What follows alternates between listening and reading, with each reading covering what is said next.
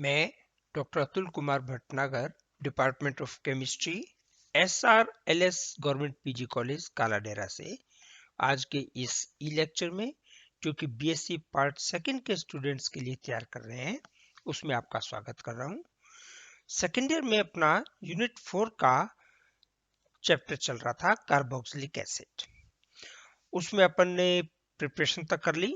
आज अपन करेंगे carboxylic acid की केमिकल रिएक्शन, रासायनिक अभिक्रियाएं।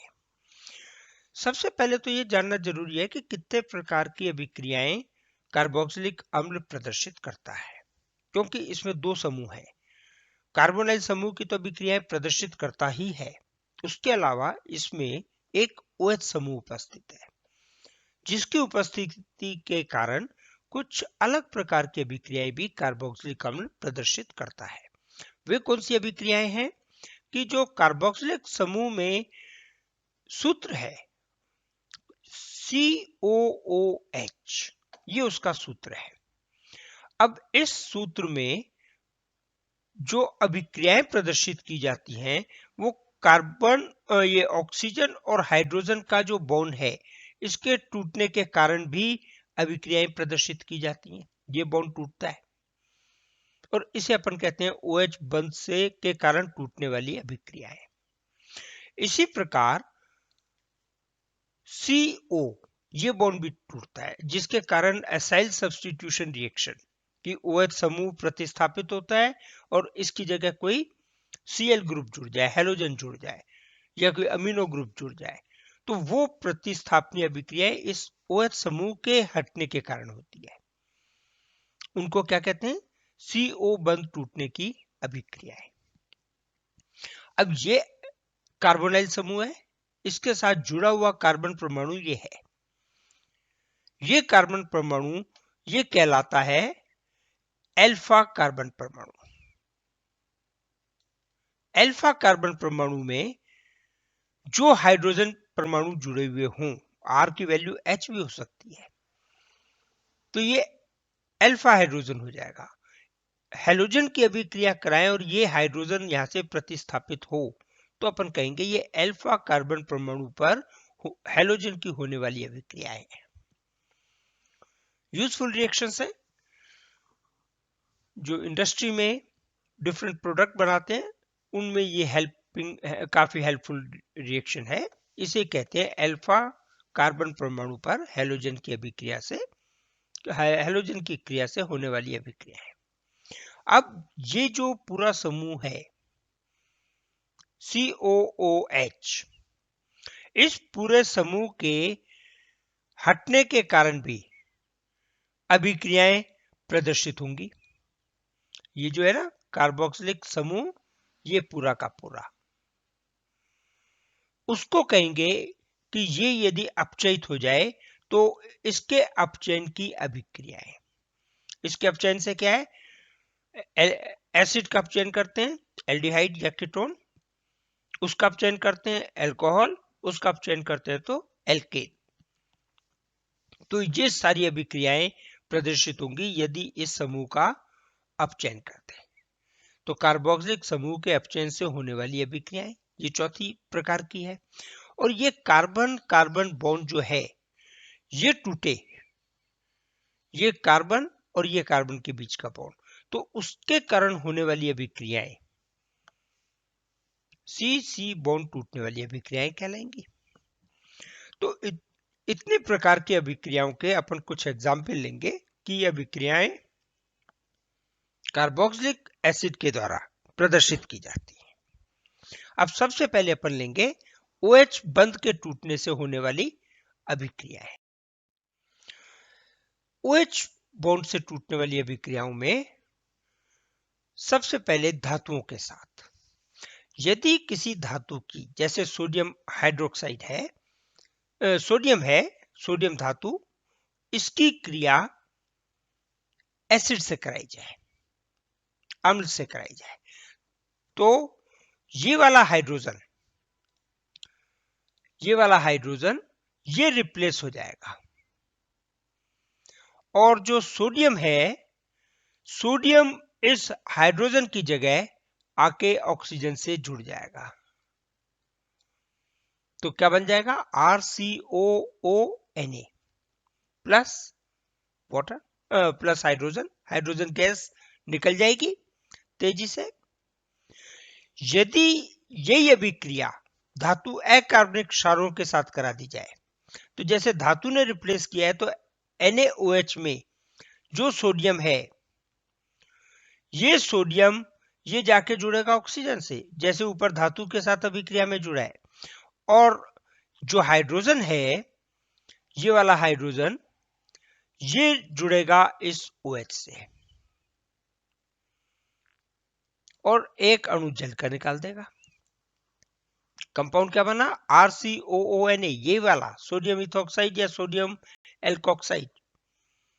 लेकिन यहां हाइड्रोजन निकली और यहां जल का अणु निकला। अब डाइएजोमीथेन, डाइएजोमीथेन क्या है, CH2N2। CH2N2 की रिएक्शन इसके साथ कराई जाती है, तो ये जो CH2 है, ये वाला CH2, ये जाकर के जुड़ जाएगा इस हाइड्रोजन को साथ लेके ऑक्सीजन के साथ, और ये हाइड्रोजन यहां से जुड़ जाएगा कार्बन के साथ। तो क्या बन जाएगा, RCOOCH3, और नाइट्रोजन गैस इसमें से निकल जाएगी। तो आपको एस्टर प्राप्त हो गया। नेक्स्ट, CO बॉन्ड के कारण टूटने वाली अभिक्रियाएं कौन सी है? अभी तक अपन ने कौन सी देखी है, OH वाली। अब CO, अपन ने जो सेकंड प्रकार की रिएक्शन देखी थी, उसका अभिक्रियाएं देखते हैं। यदि इस एसिड की या एसिड समूह की रिएक्शन PbR3 फास्फोरस हैलाइड के साथ करा दी जाए, तो क्या रिएक्शन होगी, एक Br ये जाके जुड़ जाएगा कार्बन से और ये वाला बॉन्ड टूटेगा, ये बॉन्ड टूटेगा, ये Br यहां जुड़ेगा, तो ये RCOBr, ये कंपाउंड आपको प्राप्त हो गया। अब इसमें से क्या हट गया, H हट गया और ऑक्सीजन हट गया। 3 अणु इसके काम में आएंगे, इस अणु 3 अणु। तो 3 अणु अपने पास किसके बनेंगे, RCOBr के, और H3, ये 3 H यहां से आ गए, H3PO3, ये H3PO3 अपने को निकल गया। लेकिन यही अभिक्रिया जब PbR5 से करवाई जाती है या PCl5 के साथ कराई जाती है, तो डिफरेंट होगी। RCOOH इसकी रिएक्शन कराई, तो RCOCl तो निकल गया, POCl3 ये निकल गया, और एक जो Br बचा, RCOBr बना, POBr3 निकल गया, एक Br बचा, वो Br हाइड्रोजन के साथ जुड़ के HBr बना देगा। इसमें अपन दोनों यौगिक ले सकते हैं। PCl3 के साथ रिएक्शन कराएंगे तो RCOCl बनेगा, PCl5 के साथ रिएक्शन कराएंगे तो RCOCl बनेगा, यौगिक के सेम बनेगा। तो फास्फोरस पेंटाब्रोमाइड या फास्फोरस पेंटाक्लोराइड दोनों ले सकते हैं, फास्फोरस ट्राइब्रोमाइड या ट्राइक्लोराइड दोनों ले सकते हैं। यहां पे बस फर्क पड़ जाएगा, PCl3 बनेगा या PbR3 बनेगा। नेक्स्ट, थायोनाइल क्लोराइड के साथ अभिक्रिया। यदि अपन PbR या PCl के साथ जो हैलोजन फास्फोरस हैलाइड के साथ जो रिएक्शन देखी है, उसी तरह की अभिक्रिया SOCl2 प्रदर्शित करेगा। SOCl2 में एक अणु ये वाला ऑक्सीजन ये जुड़ जाएगा SO के साथ, और क्या बन जाएगा, SO2। अब जो वैलेंसी फ्री हुई, उस वैलेंसी में, ये वाली वैलेंसी में एक क्लोराइड यहां जुड़ जाएगा, तो क्या बन गया, RCOCl, और एक क्लोरीन ये वाला हाइड्रोजन और एक ये वाला क्लोरीन, ये मिलके बना देंगे HCl। थायोनाइल क्लोराइड के साथ SO2 निकल जाएगा, HCl निकल जाएगा और RCOCl यौगिक आपको प्राप्त होगा। स्त्रीकरण की अभिक्रिया।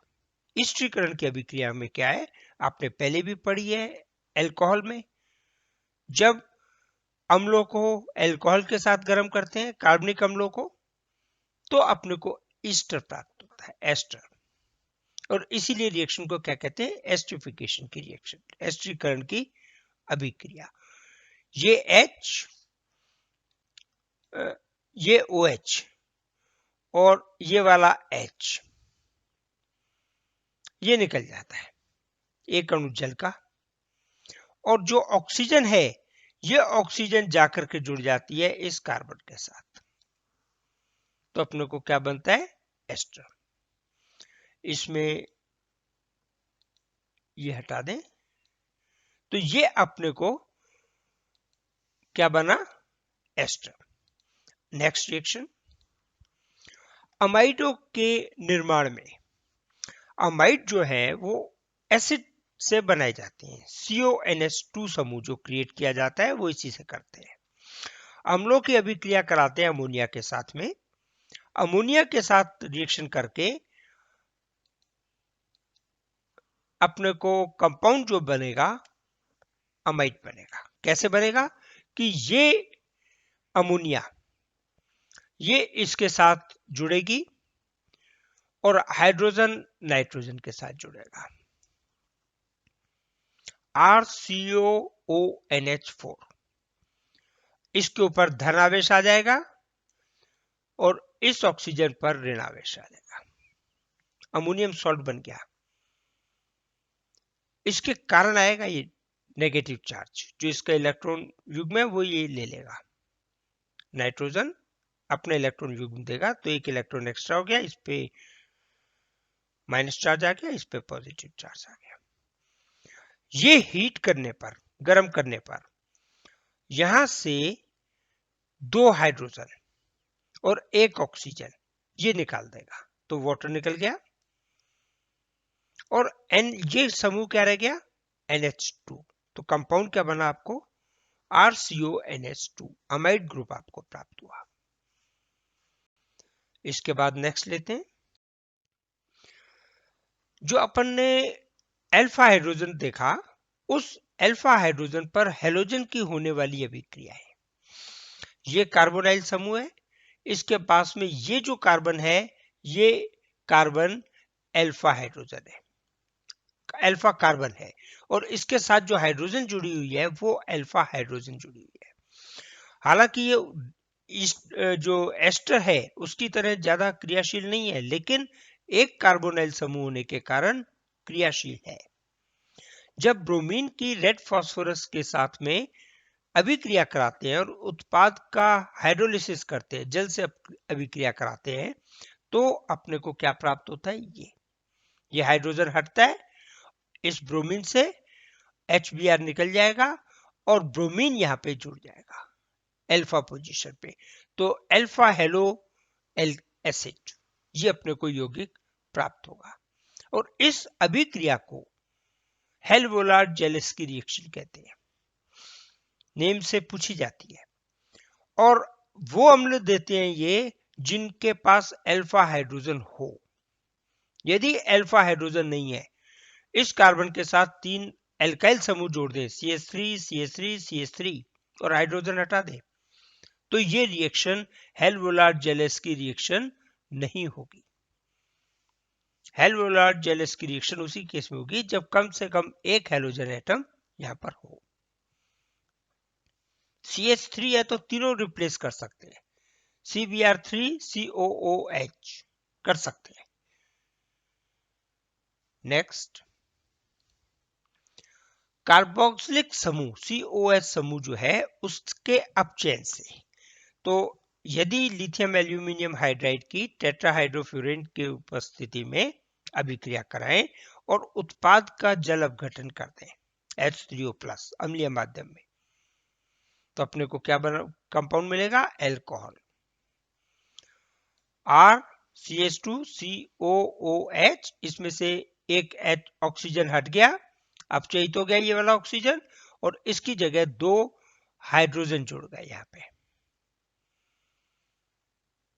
यौगिक क्या प्राप्त हुआ? अल्कोहल।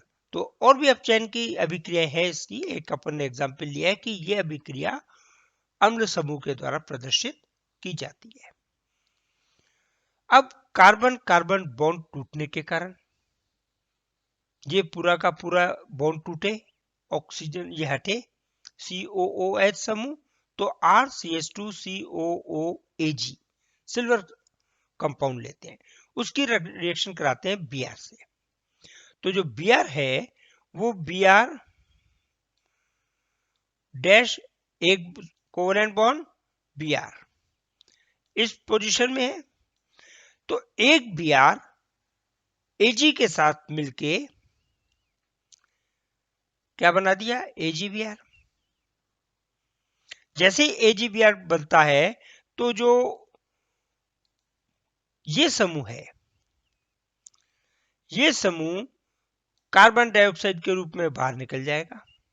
ये कार्बन डाइऑक्साइड गैस निकल गई, और जो बचा हुआ Br है, बचा हुआ Br, एक Br ये वाला बचा हुआ है, ये वाला Br इस कार्बन से जुड़ जाएगा, तो क्या बना? RCH2Br। तीनों उत्पाद आपको प्राप्त हुए। इस अभिक्रिया को कहते हैं हुंस-डिकर की अभिक्रिया। नेक्स्ट,